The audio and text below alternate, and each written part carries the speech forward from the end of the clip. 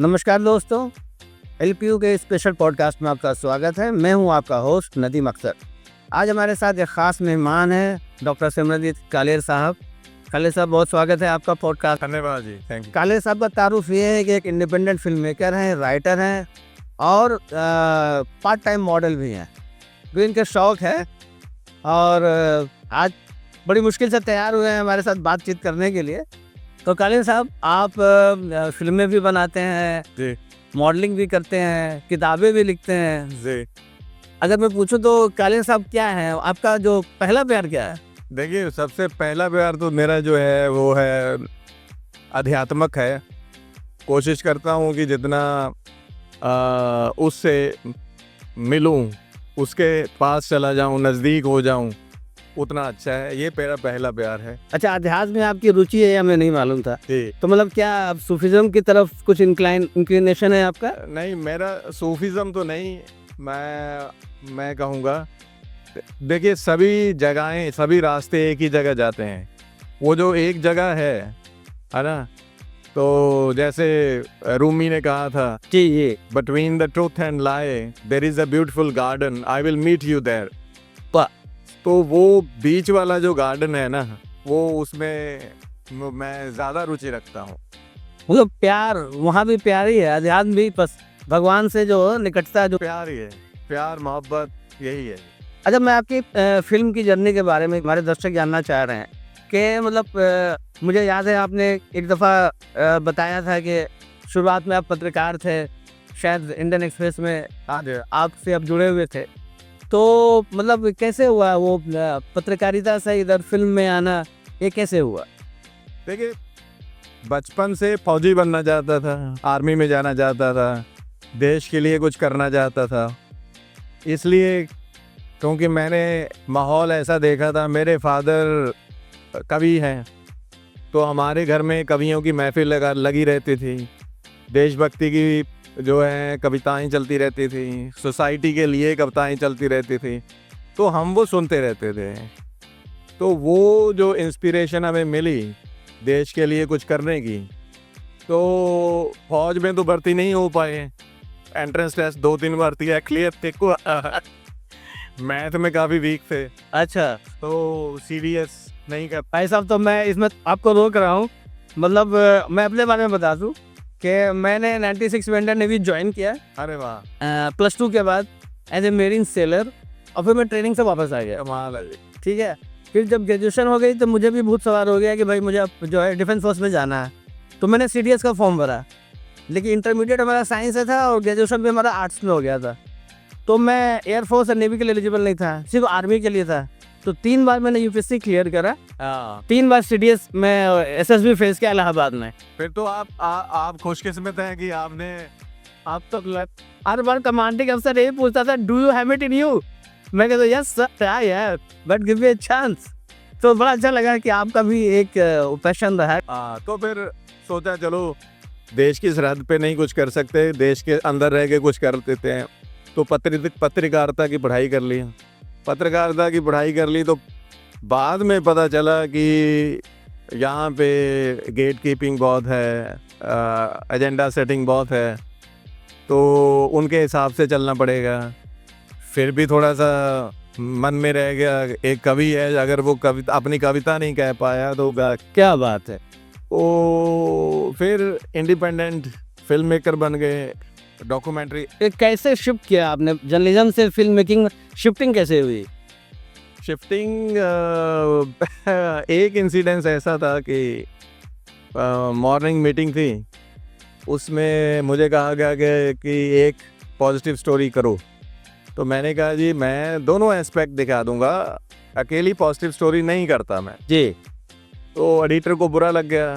तो जब शाम को वापस आया रिपोर्टिंग करके, तो पता लगा कि मैं सब एडिटिंग में शिफ्ट हो गया, कर दिया मुझे। ओके, अच्छा। तो फिर उसके बाद मैंने सोचा नहीं यार, this is not my field. मुझे एक कमरे में बिठा दिया है। वो तो फिर वो कॉपी एडिटिंग तो हाँ, इतनी सी बात के लिए, है ना। रिपोर्टर डेस्क पे नहीं बैठ सकता, नेवर। तो बस ये जर्नी था, वहाँ शुरुआत हो गई सिनेमा में आने की, फिल्में बनाने की। फिर तो कहाँ मतलब आप मुंबई गए या क्या किया आपने? देखिए, सिनेमा जो है ज़रूरी नहीं है कि मुंबई में ही बन सकता है, सिनेमा तो कहीं पे भी बन सकता है। तो मैंने ज़्यादातर पंजाब में ही काम किया है बहुत बढ़िया। और पंजाब इश्यूज़ पे काम किया है। तो मेरी एक टर्मिनोलॉजी है जिसका मैंने डॉकू एम्पैथी जिसको मैं बोल रहा हूँ, अच्छा, to empathize the characters, to empathize real people, then only you can make a good film or a documentary on them. Then only you will be able to understand their grudges, their sadness, their love. So that is the terminology that I have created once. अच्छा, क्या बात है। तो आपको क्या लगता है कि जो आप रीजनल फिल्मों में आए, बॉलीवुड तो खैर मुंबई एक अलग ही दुनिया है वो, तो आप फिल्म मेकिंग में किससे ज़्यादा प्रभावित हैं, इंस्पायर्ड हैं? देखिए, मैं फिल्में सारी देखी मैंने और थोड़ा थोड़ा सभी से इंस्पायर रहे हैं, पर मेरा जो मेन फोटे है वो है पोएटिक हाँ। अच्छा, तो एंड्रे ताकोवस्की है, स्टैनली क्यूबिक है और सर्जी पैराजानोव है। तो ऐसे फिल्म मेकर्स जो हैं वो आते गए, उनका सिनेमा देखते रहे और उनकी फिल्मों को हमने पढ़ा और तो हमें समझ में आया है कि सिनेमा जो है it's a visual medium, it's not a dialogue medium. इसमें 70% विजुअल होने ज़रूरी है, 30% डायलॉग रह सकते हैं। तो अगर डायलॉग ही अकेला बोल रहे हैं तो उसके लिए थिएटर है, रेडियो है और चीज़ें हैं। तो सिनेमा में अगर विजुअल्स नहीं दिखाए तो सिनेमा नहीं है। तो आज की डेट में ये चीज़ सभी लोगों को समझनी पड़ेगी। ऐसा नहीं है कि आप 3-4 कैरेक्टर हैं वो बातें कर रहे हैं और फिल्म बन गई। हाँ, बातें भी करनी हैं तो कोई ऐसा मुद्दा होना चाहिए जिससे लोगों में बातें छिड़े।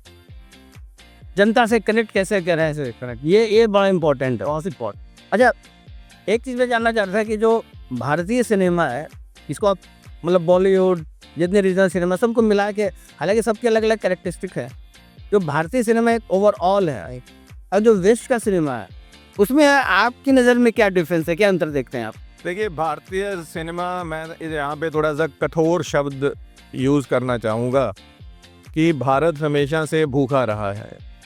जैसे यहाँ पे हमें गरीब दिखाया जाता है, रोटी की कमी दिखाई जाती है, तो वो कमी जो है वो इंडस्ट्री में भी है। लोग पैसे के लिए फिल्म बनाते हैं, लोग चेंज के लिए फिल्म नहीं बनाते। वो लोग फॉरेन सिनेमा जो है, इंटरनेशनल सिनेमा जो है वो रजा हुआ है, उनको पैसे की ज़रूरत नहीं है, वो अपना घर बेच देंगे सिर्फ एक अच्छी फिल्म बनाने के लिए। तो यहाँ पे लोग जो है फिल्म बनाते हैं पैसा कमाने के लिए कि हम दोबारा कमा के प्रोड्यूसर को दे सकें। तो ये फ़र्क जो बड़ा है जो कि हमें समझना पड़ेगा। आप जो कह रहे हैं बहुत हद तक ये बात सही भी लगती है। तो इंडिया में सत्यजीत रे के बाद कई ऋषिकेश मुखर्जी ने कमर्शियल फिल्में बनाई, अच्छी फिल्में बनाई। आज के ज़माने में आपको क्या लगता है कि भारतीय इंडियन जो फिल्म मेकिंग है, क्योंकि टेक्नोलॉजी में हम अभी भी उतना एडवांस है नहीं, जैसे अवतार जैसी फिल्म हॉलीवुड ने बना ली, हम अभी उसके पास भी नहीं पहुँचे, है ना? तो इंडियन सिनेमा किधर जा रहा है, आपको क्या लगता है? देखिए, माइलस्टोन जो शुरू किया था इंडियन सिनेमा की पहचान मैं वी शांताराम को मानता हूँ। वो इसलिए कि उस संगीत हमारे रसों में है। तो उन्होंने डांस, कोरियोग्राफी, म्यूज़िक को पहल दी। उनकी फिल्म कोई भी उठा लो आप, उसमें आपको 50 डांसर्स दिख जाएंगे, है ना? कई बार तो 200 डांसर्स भी यूज़ किए हैं वो अच्छा एल्बम में। तो वो गाना और डांस हमारी Bollywood so called Indian film industry की पहचान है, जो कि पूरे वर्ल्ड में हमें पहचाना जाता है। अलग पहचान। बाकी तो पूरा वर्ल्ड सिनेमा जो है वो हमसे बेहतर नैरेटिव बनाता है। हमारी पहचान हमारे जो डांस है, कोरियोग्राफी है, फिल्मों के अंदर जो गाने हैं उससे है जो मेनली बनी हुई। जैसे मैंने उनके फिल्म, मुझे याद है मैंने जो देखी है 2 आँखें 12 हाथ, उसमें इतना बड़ा सोशल मैसेज है। बिल्कुल। और मुझे लगता है कि वो आज तक वो प्रॉब्लम इंडियन सोसाइटी में बनी हुई कि भाई तो सजा याफ्ता मुजरिम है, तो मैं जेल में नहीं, मैं इसको ओपन लेके जाऊंगा और ये इनको मैं सुधारूंगा। और जो कश्मकश है उनकी एक जेलर की इनकी, तो वो फिल्म में जो दिखाया गया जो सोशल मैसेज है कि जेल असली जगह नहीं है, इनको सुधारने की ज़रूरत है, मुख्य धारा में लाने की रिफॉर्म बड़ा अच्छा मोटिवेशन था। आप देख लीजिए, आज से 50-60 साल पहले की बात है और आज भी वो रिफॉर्म चाहिए। अभी रिसेंटली एक देशभक्त का जो कि एक गांव को सुधारना चाहता था, उसका इनकाउंटर हो जाता है ना। और अगर कोई बहुत बड़ा घपला करके निकल जाता है तो वो बच जाता है। तो ये चीज़ें जो है ये समझनी चाहिए, सिनेमा को ये मुद्दे जो हैं उठाने चाहिए। जैसे बहुत पहले वी शांताराम ने ही है स्टॉक, राज कपूर ने, राज कपूर साहब हो गए, बहुत हमारे ऐसे फिल्म मेकर हैं हमारे बहुत सारे जिन्होंने बहुत मुद्दे उठा। अब कहाँ हैं? अब तो धुरंधर बन रही है, देखिए कश्मीर फाइल्स बन रही है। धुरंधर है, कश्मीर फाइल्स है, प्रोपोगंडा फिल्म का हमारी सिनेमा पे असर है। मुझे लगता है नहीं, मैं प्रोपेगेंडा फिल्म नहीं कर रहा हूँ, आप कह रहे हैं, मैं तो आपसे पूछ रहा हूँ। मैं बिल्कुल कह रहा हूँ जी कि जो सिनेमा है that should be a philosophy. Cinema is not a philosophy these days. Cinema is a psychology. They think that this is a psychology, but they are very wrong in this. If we need to consider cinema as a psychology, then we need to understand कि उसमें कोई भी film ले लो, उसमें 12 से 25 character होते हैं, हर character का अपना इंडिविजुअल साइकोलॉजी। बिल्कुल, हम उसको साइकोलॉजी नहीं कह सकते, पर जब हम उस सारी साइकोलॉजी को कंपाइल कर लेते हैं तो एक फिलॉसफी सामने आती है। तो that is cinema, that wisdom is cinema, जो हमें उनको बताना है कि हाँ यार तुम्हें इस तरफ नहीं जाना, इस तरफ जाना है, ऐसे नहीं करना है, ऐसे करना है ना। तो वो चीज़ें हमें देखनी पड़ेगी। अच्छा, इसमें एक चीज़ जो चूँकि हम दोनों पढ़ने पढ़ाने के पेशे में हैं, तो जो बच्चा आज जो फिल्म में आना चाहता है, डायरेक्शन का, फिल्म मेकिंग का कोर्स करना चाहता है, तो बड़े बड़े सपने लेके आता है और हर कोई FTI पुणे तो जा नहीं सकता, और उसको भी मैं मक्का मदीना नहीं मानता हूँ, लेकिन ठीक है, वहाँ से बड़े बड़े लोग निकले हैं। अब तो देश भर में कई यूनिवर्सिटीज़ हैं, हर जगह अच्छा इंफ्रास्ट्रक्चर है, अच्छी फैकल्टीज़ है। तो as a teacher and as an industry person, आपको क्या लगता है कि जो नए बच्चे फिल्म मेकिंग में, फिल्म प्रोडक्शन में आ रहे हैं, उनके लिए क्या चैलेंज है? सबसे बड़ा चैलेंज ये देखिए ये है कि लोग एजुकेशन को समझ नहीं रहे हैं। एजुकेशन का पर्पस जो है वो पढ़ाई पढ़ाना नहीं है। सबसे पहला पर्पस है डिसिप्लिन और एथिक्स सिखाना, वो हम सिखा नहीं पा रहे हैं।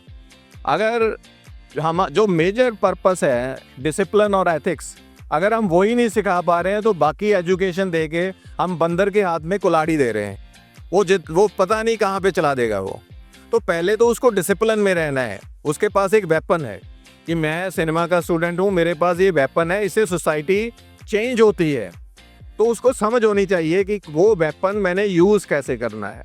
तो सबसे बड़ी कमी जो आज के एजुकेशन सिस्टम में है यही है कि वो पढ़ाई तो प्रैक्टिकल सब कुछ करवा रहे हैं, लेकिन डिसिप्लिन और एथिक्स जो है वो कोई नहीं सिखा रहा है। पत्रकारिता का हाल देख लो आप, कहाँ चली गई है, कितनी डाउन ग्रेड हो गई है। कोई समय था जब पत्रकार की इज्जत होती थी, उनको रिस्पेक्ट दिया जाता था, उनको माना जाता था कि यार हाँ ये देश के लिए कुछ कर रहे हैं। तो जैसे इंटरप्रिटेशन भी है। एक मैं एक कहानी बताऊंगा, जैसे अब द्रोणाचार्य और अर्जुन और एकलव्य की कहानी है। तो लोग कहते हैं जी एकलव्य जो था वो शूद्र था, इसलिए द्रोणाचार्य ने उसका अंगूठा मारा। जी, पर आप पर्सपेक्टिव ये देखिए कि द्रोणाचार्य ने कहा कि मुझे आप अपना दिखाओ, आपने मुझे क्या सीखा। तो एक पास में कुत्ता भौंक रहा था, उसने अपने तीरों से, बाणों से उस कुत्ते का मुंह सी लिया। बिल्कुल। तो द्रोणाचार्य ने सोचा कि यार ये बेजुबान, इसने कुछ किया भी नहीं है, इसने अपनी जो विद्या है उस पर बर्यूज कर दी है ना। तो इसको विद्या का हक ही नहीं है, इसको समझ ही नहीं है मुझे अपनी विद्या यूज कहाँ करनी है, मुझे डेमोस्ट्रेट कहाँ करनी है। तो दैट्स वाई उसने कहा ये अधूरा है, इसका अभी ये लायक नहीं है मेरा शिष्य बनने। देखिए, आप जो बात कर रहे हैं बहुत कंट्रोवर्शियल बात कह रहे हैं, क्योंकि जो भारतीय समाज में और हिस्ट्री में एकलव्य को पीड़ित की तरह भी दिखाया जाता है और द्रोणाचार्य को विलन की तरह दिखाया जाता है कि भाई वो कैसे गुरु थे कि अर्जुन को सर्वश्रेष्ठ धनुर्धर बनाने के लिए उन्होंने उससे जो बिना गुरु के यही तो सिनेमा है, यही तो परसेप्शंस है। तो परसेप्शन वो भी हो सकती है। तो आपने द्रोण को इतना बड़ा जो गुरु है, पुराने समय में आप कोई भी गुरु उठा लें, अगर उसमें ये चीज थी कि मुझे एक व्यक्ति एक शिष्य को ऊपर लेके जाना है, वो गुरु बनने के लायक ही नहीं था, वो कभी गुरु बनता ही ना। उसका जो गुरु है उसको कभी गुरु बनना ही नहीं था। तो आप ये भी समझो, है कि नहीं? तो ये परसेप्शंस है। वो परसेप्शंस कुछ लोगों के लिए सही है, ये परसेप्शन कुछ लोगों के लिए सही हो सकती है, पर मैंने एज अ अध्यापक सीखा, जो बता रहा हूँ। मान लीजिए मेरे पास ऐसा स्टूडेंट हो जो इसका मिसयूज कर रहा है, तो मैं उसको रोकूंगा, मैं नहीं उसको आगे जाने दूंगा। मैं कहूंगा पहले तो सुधर, पहले तो ठीक हो, पहले तो समझ, उसके बाद तू आगे बढ़। अच्छा, तो जो डिसिप्लिन और एथिक्स की बात आप कर रहे हैं कि इसकी कमी है हमारे सिलेबस में, तो उसको कैसे शामिल किया जाए, क्या करना चाहिए? देखिए, हमने न्यू एजुकेशन पॉलिसी तो लगा दी है। पहले वाली पॉलिसी अंग्रेज़ों ने बनाई थी। उनको क्लर्क चाहिए थे, उनको सिर्फ इतना चाहिए था कि यार हमारी भाषा सीख ले, जो हम बोल रहे हैं उसको समझ ले और हमारा हुक्म मान के वो काम कर दे। हमें हमारे ऑफिसेज में ऐसे बंदे चाहिए। लेकिन अब न्यू एजुकेशन पॉलिसी जो है वो कहती है कि आप सक्षम बने, आप इन्वेंटर बने, आप और एक्सप्लोर करें। अभी जो यहीं पे दुनिया रुक नहीं जाती है ना? तो अच्छी बात है, अभी ये शुरू हुई है, देखते हैं इसके नतीजे क्या निकलते हैं। चलिए, बड़ा अच्छा लगा सिमरन साहब आपसे बात करके और आपके विचार जान के। और एक चीज़ तो ये पता लग ही रही है कि भाई आप अंदर से आपके अंदर एक आध्यात्मिक जो है और एक फिलोसफिकल बंदा आपके अंदर है, जो आप सिर्फ पढ़ाते नहीं है, उसका असर क्या होगा सोसाइटी पे, समाज पे, आपके स्टूडेंट्स क्या कर रहे हैं, क्या करने वाले हैं, ये भी आप देखते हैं, सोचते हैं। ये बड़ी अच्छी बात है और आपको भविष्य के लिए बड़ी शुभकामनाएं। Thank you for coming to our show. Thank you, धन्यवाद। तो ये थे सिमरन साहब हमारे साथ, जिन्होंने अपनी पर्सनल ज़िंदगी की कुछ बातें हमें बताई, पढ़ाने की कुछ बातें बताई। तो ऐसे ही हमारे साथ जुड़े रहिए। हम अगले एपिसोड में कुछ और नई शख्सियतों के साथ आपके साथ हाजिर होंगे। तब तक के लिए हमें इजाज़त दीजिए। नमस्कार।